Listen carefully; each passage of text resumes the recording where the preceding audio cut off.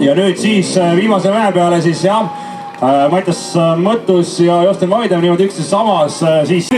Vaatame nüüd, kuidas ja mismoodi. Vaatame mismoodi ja tuleb siit ikkagi Mattias Mõttusele võit ja Josten Vaidem teisena napilt. Mattias Mõttus, palju õnne. Suured tänud. Räägi, kuidas siis tänane kuuma ilmaga sõit oli? No suhteliselt raske oli, et esimesed mingi 15 kilomeetrit olid suht kruusaga vajutamine, et siis me olime suure grupiga ja siis enne Emumäe vahefinišit seal hakkas Josten ees tõmbama singlitel ja Taaramäe oli kõrgemal positsioonil, aga kuna ta maastikuratast niimoodi arvestas, siis suht koba oli, et jäi maha. Siis ma olin viimane, kes läks tast mööda ja sain Siimule järgi.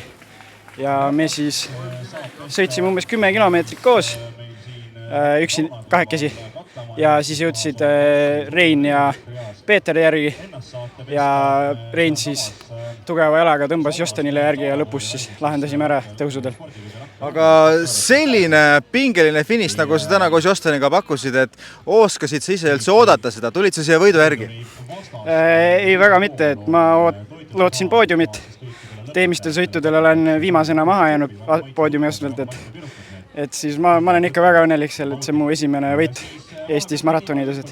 Et tundub, et vorm on sul tegelikult päris hea, et värskelt ju Krossis meistermedal ka kaela saanud, et veab see vorm siin kaua veel? No loodaks jah, et hooaja lõpuni võiks siuksed jalad olla, et siis ma oleks ikka väga rahul oma esimese hooajaga meestoses. Igal juhul, Mattias, palju õnne sulle! Suured tänud jälle! Tänud! Väga õnne!